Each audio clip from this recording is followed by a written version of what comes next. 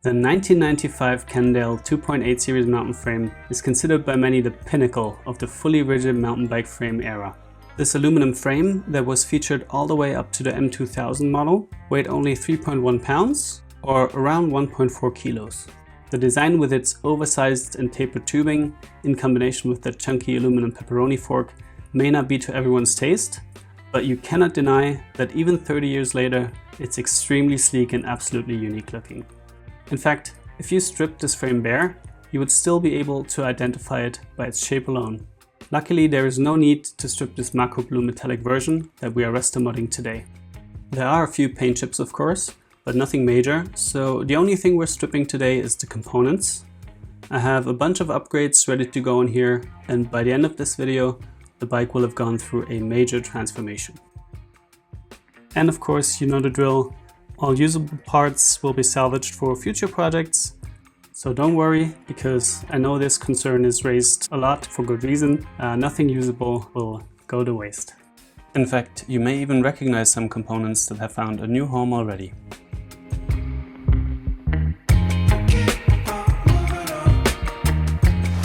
Hey, what's up? I'm Alex and this is Bottino Bicycles. I absolutely adore my Nigrin M500, which was one of the first builds to feature on this channel last year. I'm actually working on a more extreme 3.0 version of this build that I'm quite excited about. But that's not what we're here to talk about. You may remember that during that rebuild last year, we swapped a bunch of the stock parts for vintage Shimano XT components and made it a sporty street shredder. So on paper, today's build almost sounds like a carbon copy. Same model, same year, again a number of XT parts. But actually the only parts that the two builds have in common are the headset, the Kodak cranks, and the tubes. The tubes in the tires, not the frame tubes. So yeah, really not that many. And while we're going for that same street shredder style, the appearance of the bike will be quite different in the end. Do stick around and let's get started.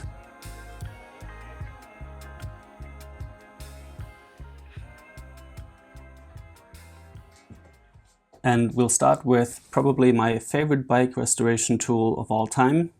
These steel wool pads, you've seen me use them on a lot of builds. They're kind of like a bike restorer's cheat code. They're perfect for cleaning and pre-polishing rims, and they're also ideal for cleaning brake buses for smooth, frictionless brake operation. Since the majority of the stock parts is not going back on this build, I skipped the disassembly part, and normally I clean these bikes outdoors, but it's just way too cold for that at the moment. So I moved this step indoors. But yeah, other than that, the process is going to be the same. We'll make sure the frame is clean and then we'll give it a good polish. Oh, and side note, more isn't always more, as demonstrated by these bottle cage bolts. They were on so tight I could hardly get them off. So do make sure you use grease and I guess don't twist them in as hard as you can.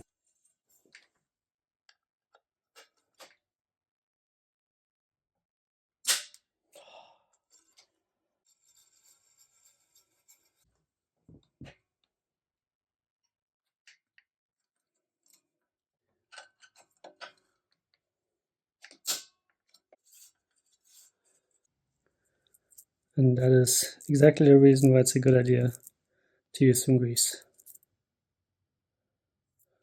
So let's talk about the condition of the frame. It's not too dirty. It does have some noticeable paint chips, however. I guess it's a bit of a glass half empty, half full kind of situation. Like in the grand scheme of things, it's definitely a very good condition, but there are some imperfections that we're gonna have to live with and that won't just polish out. And talking about living with it, this bike is for sale, so go check it out on the website. Probably should have done some warm-up exercises before this. Oh, look at that.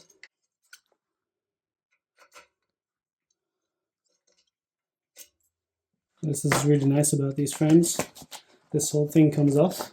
In case you crash and you bend this, and you can just replace this part and not throw away the whole frame.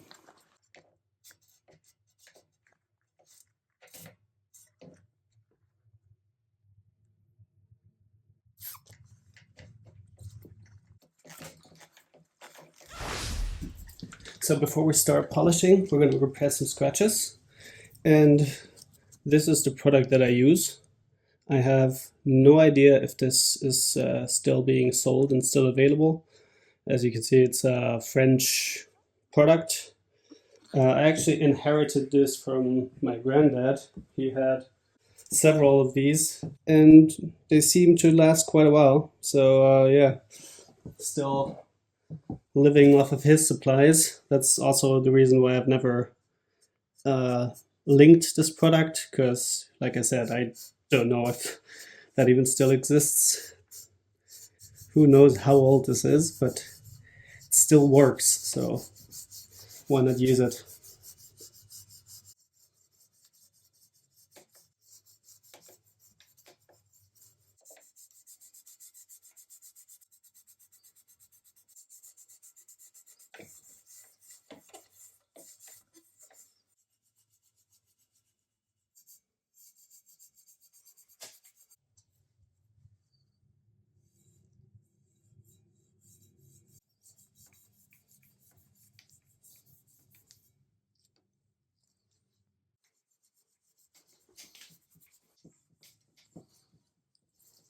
So whenever you guys asked me in the past about this polishing attachment that I'm using, I always had to say, yeah, I don't know where I bought it. I've had it for a while.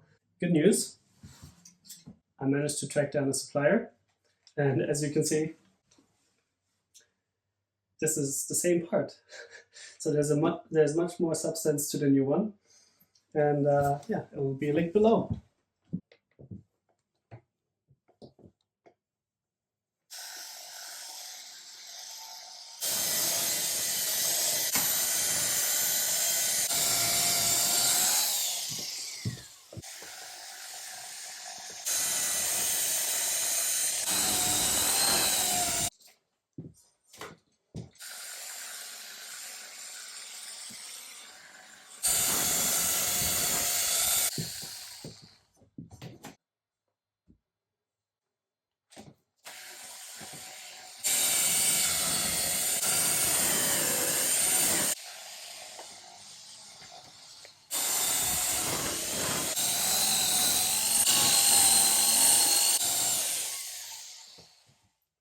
Right, we're done.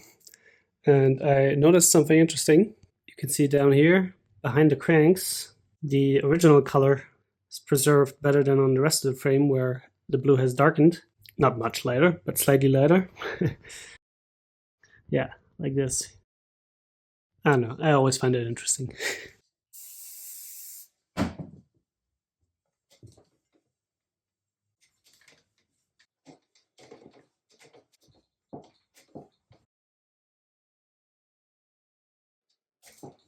Unique parts like this Coda branded stem, I generally try and incorporate into the new build. But in this case, it just wasn't possible because it was not compatible with the handlebars that I've chosen. But I'm sure we'll find a nice Cannondale to put this on in the future.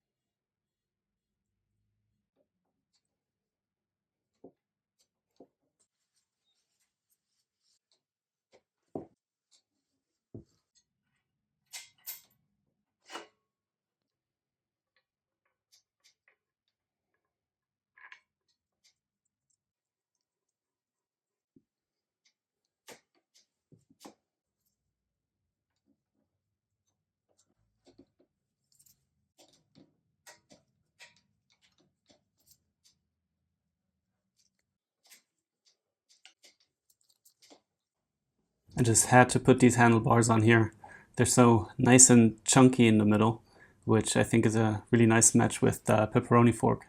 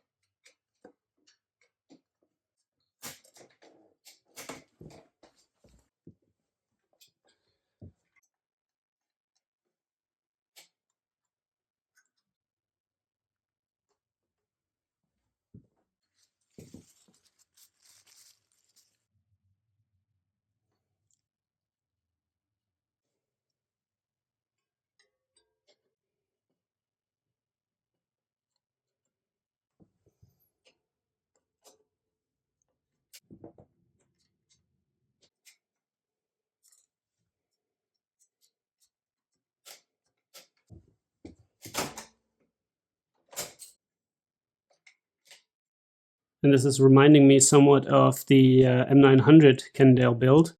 We ran into a similar situation where the combined rise of the stem and the handlebars just seemed a little excessive. If you check out the side angle, it looks a bit orthopedic, and we really want this sporty, hunched over look and seating position on this bike. Therefore, I think we need to flip the stem over, which is what I'm going to do next, and you will see the result. I like this much more. This is the kind of setup that I had in mind.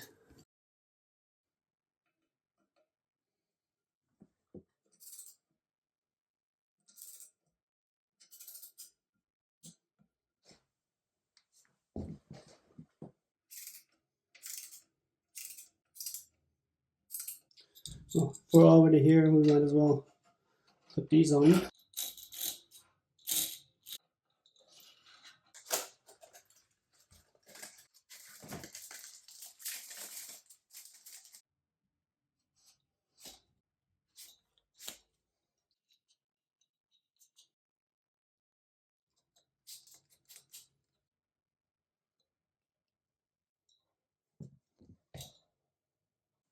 You know how the brake lever screws usually have a little ring or nut that is supposed to hold them in place?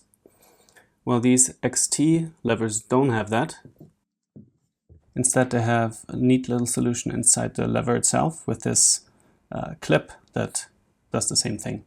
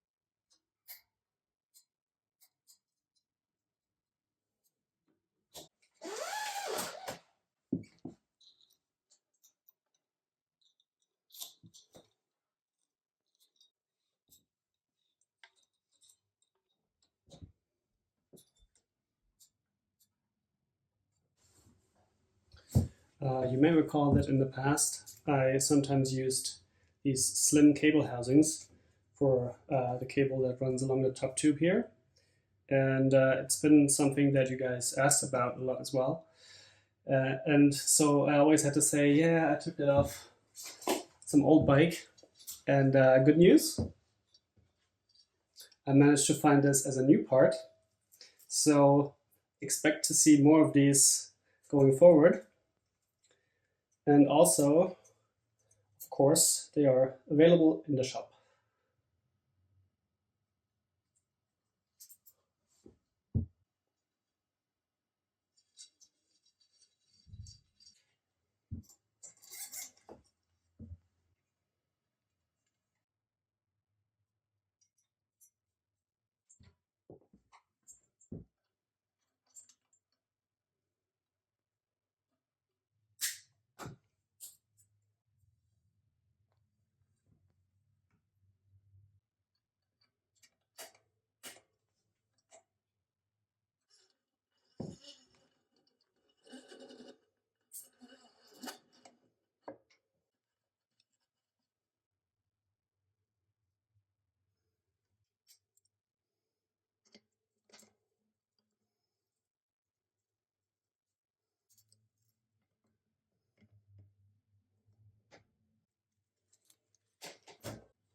Another one of these cool XT solutions.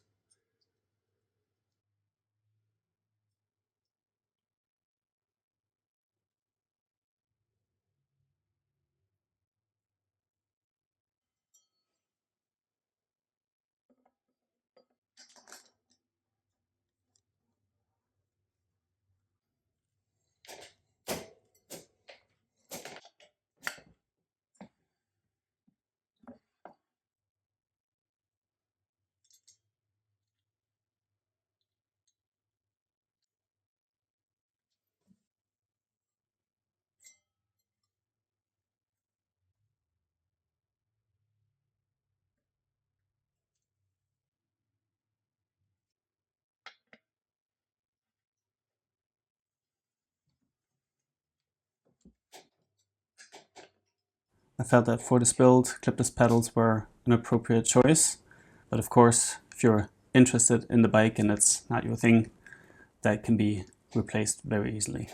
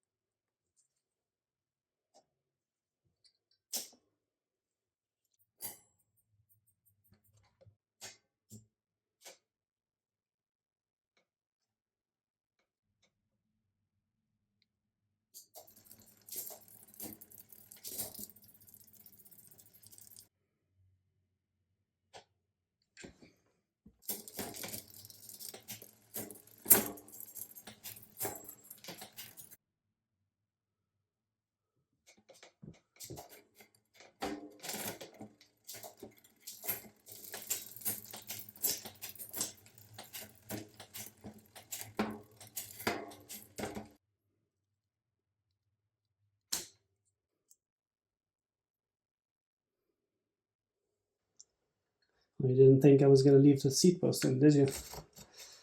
I have something much nicer. It's the same line as the handlebars. Also matte black with some silver.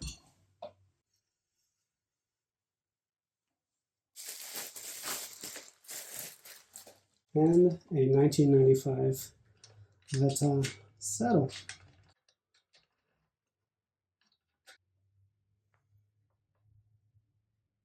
I left these till rather late because I wasn't quite sure if silver or black would be the better option. Black it is. Thanks for watching, and I hope you join me again next week when we're adding some more color to my green M500.